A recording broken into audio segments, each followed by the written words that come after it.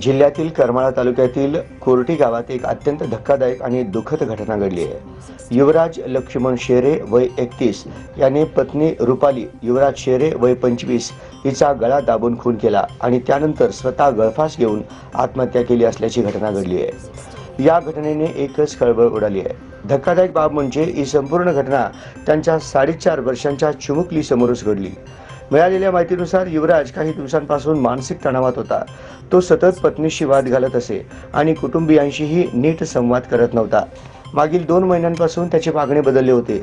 या मानसिक तणावातूनच त्याने टोकाचे पाऊल उचलल्याचे सांगितले जात आहे। विशेष म्हणजे या दुर्दैवी घटनेवेळी त्यांच्या 4.5 वर्षांच्या चिमुकली समोरच घडली।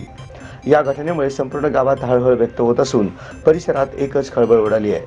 पोलिसांकडून पुढील तपास सुरू आहे। समोर आलेल्या माहितीनुसार युवराज शेरे हा पत्नी, आई, वडील, भाऊ, भावजय